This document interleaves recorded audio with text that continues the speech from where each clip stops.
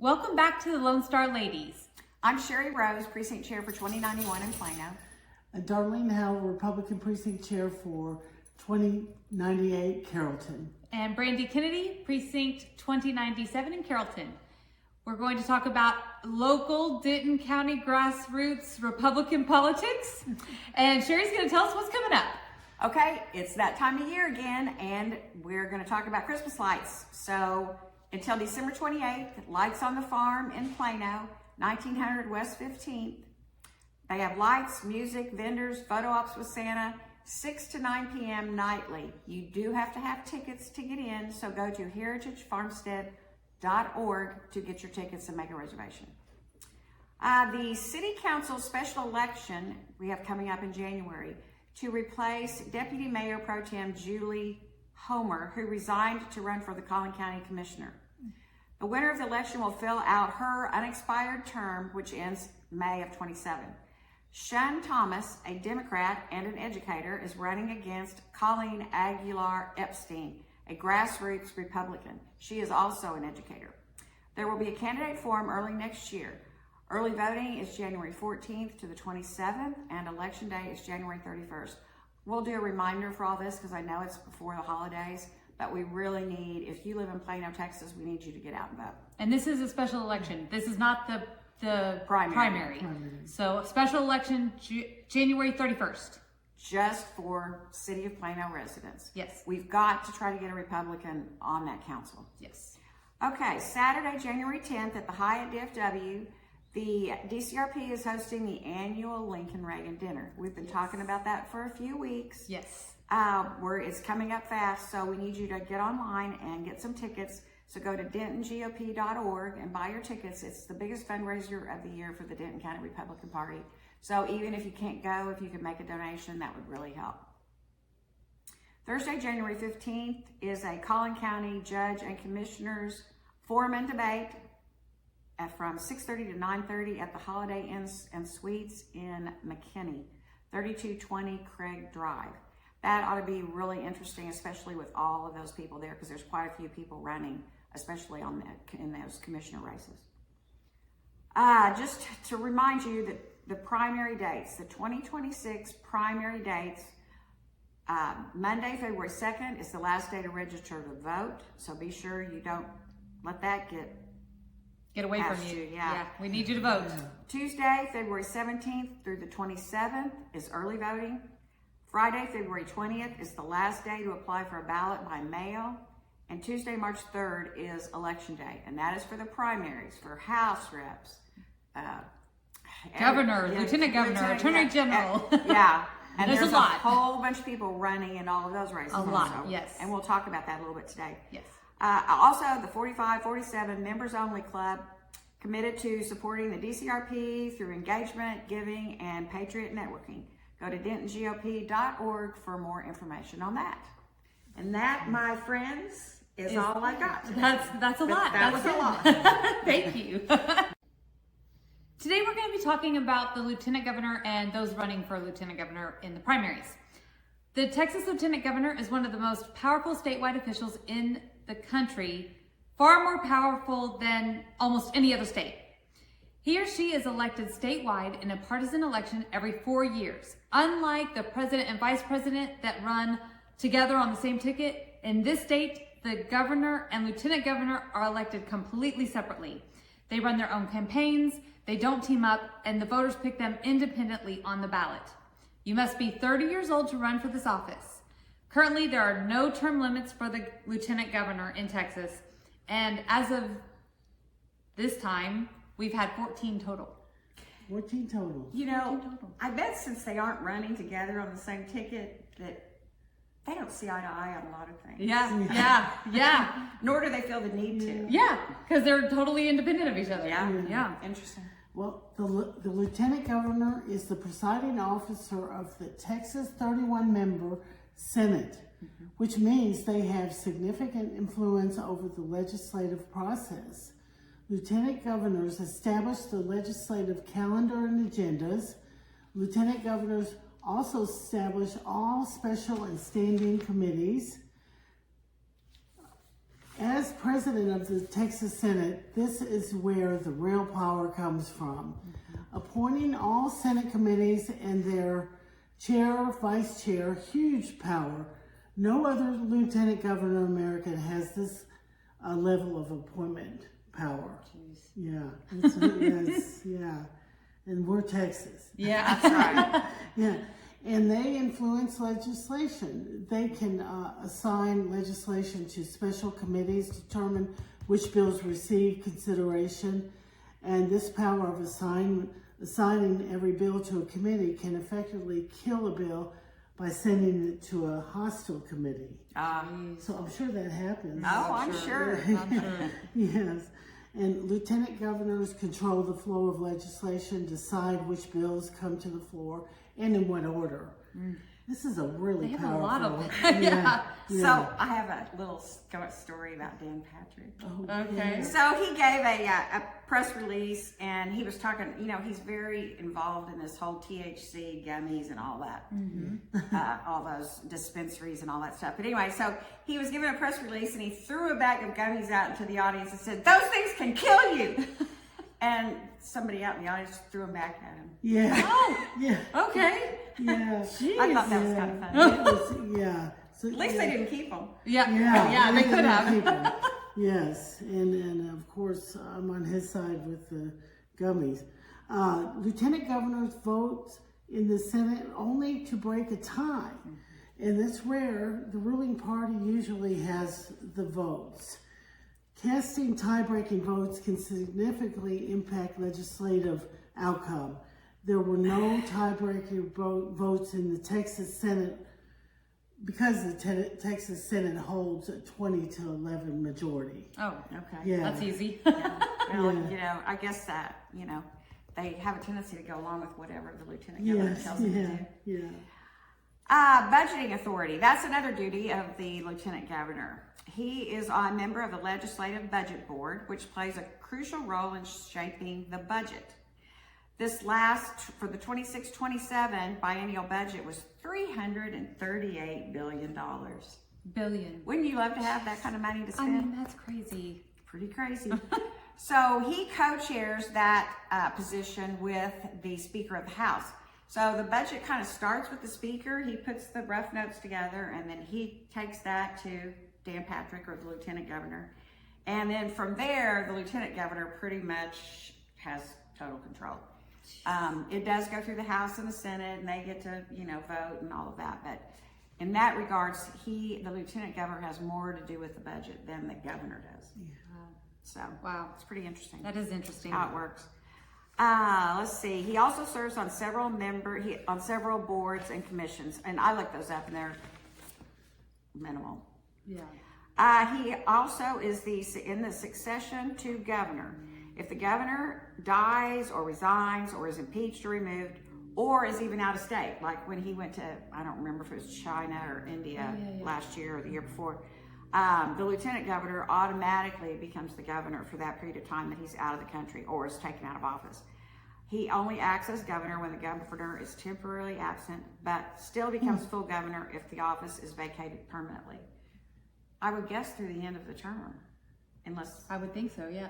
they have a special election. We should look that up because I really don't know the answer. I don't know that one Yeah. too. Again, the current Lieutenant Governor is Dan Patrick. And he has served since January 2015, so he's had 3 terms. Long time. Long time. Known for conservative priorities, border security, huge, property tax relief, school choice, protecting the Second Amendment rights, eliminating DEI in higher education, and has been very vocal about wanting to eliminate THC products, which you talked about earlier, and to protect our youth, which is huge. He championed SB 3, which passed the House and Senate, but was vetoed by Governor Abbott. Now, this Senate Bill 3 was to get rid of THC products. And Governor Abbott said, no, you can't legalize that. And that's why he vetoed the bill. He's brought it up a couple times. He brought it back up in the special session, and it didn't pass again. But he said already that he would bring it up again in the next term, Right. or session. So clearly Abbott and Patrick don't see eye to eye. Literally. Frequently described as the most powerful lieutenant governor in history because Republicans have held a strong Senate majority during his tenure. That's good. Absolutely. Although sometimes it feels a little rhino-y. Yes. A lot of yes. times it does. Yeah. And now we're going to go over the candidates that have filed for office Okay, great. for the lieutenant governor position. Dan Patrick, of course, we all have been talking about him, so he's the incumbent. And he has a bachelor's of arts in radio, TV, film, sports. He's a sportscaster, owns a radio station, and the radio station is KSEV 700 AM, a conservative radio talk show.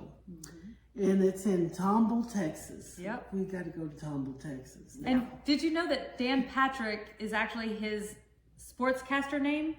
That's not actually his real name. No. No, yeah, he Well, changed his last name. Yeah. I can't remember what it was. It was, I can tell you, it was Daniel Scott Goeb, G-O-E-B, and that's how you Oh. pronounce it. So the way that happened is because his first job as a sportscaster, the station manager told him they wanted him to change his name. They didn't like Daniel Goeb. Yeah. So Well, he could you imagine like everybody kind of making fun of his last name? Right, exactly. Yeah. So him and his wife talked about it, and that's what they came up with. So when he actually got into politics, you have to register as with your legal name. So that was when he changed his name. So now it is officially Oh, Daniel Goeb Patrick. Patrick. Thank you. So he took away his middle name and added Patrick At the end. at the end and used Goeb in the middle. Huh, Yeah. interesting. Yep. So, and then I found a couple of other little interesting things about him. He once painted himself, this was when he was a sportscaster, he painted himself completely blue to do his sportscast to support the Oilers, the Houston Oilers. Oh my gosh. Yeah, he did a few things like that. He wore some giant cowboy hat for some event. Also, he opened one of the very first sports bars in the United States, but definitely like the first one in Houston.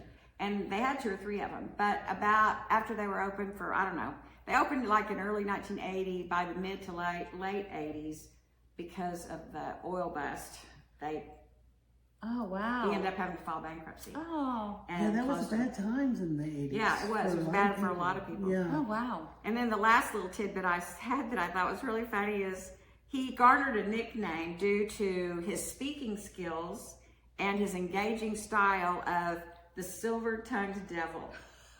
Now, that sounds like that would do him well in politics. Yeah. Yeah. Absolutely. Yeah, the more I'm reading about him, and I like him. Yeah.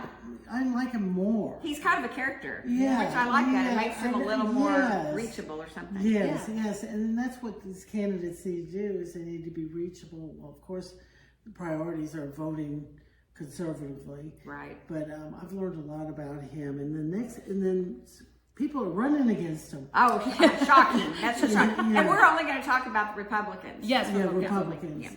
Republicans. Sela Wushner. I hope I pronounced that name right, but they're a Air Force veteran. We couldn't find any background and Yeah. professional experience. And then there's Timothy Mabry, and he's a Navy veteran, fire officer, and business consultant. And then the Perla Munoz, maybe? Munoz Hopkins. Educator, Air Force veteran, and state board educator member of District 15. I guess she's not on the board now, I guess. I guess you have to resign Resign when you or run for something? something Yeah, else. okay. I think that's what happened. Yeah, and then is there an independent running, Sherry? Let's see here. Yeah, there's a man named Mike Collier who also ran against Patrick in 2018 and 2022. He lost both of those elections, but he ran as a Democrat. This time he's running as an independent. Independent. Oh, So, Well, at least he didn't come on the Republican ticket. Yeah. well, that's true. That's true. Yeah, And you know, yeah. if you can't win one way, try Yeah. another. He You know. he might get 10 more votes. Yeah, exactly. Or 10 less. 10 less or 10 less. Yeah. Pretty funny. Yes, and Okay, let's. The governor. Okay, yeah, we need to update you on the governor's race because the sign-up period was over December the 8th. Right. So now we know who's running in all these elections, and so we're going to update you on the governor race. Greg Abbott, the incumbent, he has a war chest reported to be at $90 million. It might be interesting for a podcast to delve into all of his contributors. Yeah, that's a lot of money. That's a lot of I money. mean, That's a good idea, yeah. these 11 people that are running against him, Yeah. that's a lot of money to overcome, Yeah. unfortunately. Yeah, and plus all of this, it just dilutes the whole thing. And Right, because all like this the thing. next guy that's running, or girl, I'm sorry, I don't know, RF Bob, oh, maybe guy. Yeah, probably. And Ochgil, maybe is his last name. I'm probably saying that wrong, but his occupation is listed as literacy research. Okay. I'm not sure what that is, Literacy research, and I've never heard of him, so Yeah. good luck to So Bob. good luck with that. Evelyn Brooks, who is an educator, and she's on the State Board of Education, or was, because I think she had to resign Yeah, I to think run for so. office. Pete Doc Chambers, president of a nonprofit. He's a veteran and a physician, and he's running against him. I've seen him speak. He's a pretty dynamic speaker. Yeah. But that's about all I can say. Charles Andrus Crouch, he's an author. Arturo Espinoza, he's listed as a father, and My Kingdom Church. I don't know if that's like a actual father, like a priest father, Yeah. of that church, but I really couldn't tell. Yeah. Mark Golaby, he is the founder of RC Technology, and he's also a conservative activist. Kenneth Hyde is a contractor. Stephen Samuelson is a veteran. Ronnie Tulos, sheriff and project manager. And Nathaniel Welch, who is self-employed. So that's your update on the lieutenant governors. As an interesting side note, all statewide offices on the ballot, and remember, I'm saying statewide, that are on the ballot are held by Republicans. No Democrat has won a statewide office in Texas since 1994. Oh, Yay! okay, we need to keep this going. Yes, yes. That is awesome. Yes. Wonderful. Well, hey, remember, you can follow us on OBBM, Rumble, Facebook, X, and YouTube, and we also have Substack now, so you can Oh. follow us there. Wow. Yes. And don't forget to subscribe and like. Yes. Yes. And send your ideas, thoughts, concerns to Yahoo, Lone Star Ladies at myyahoo.com. Yeah. Thank you for joining us today. Yes, and God bless you. And yeehaw!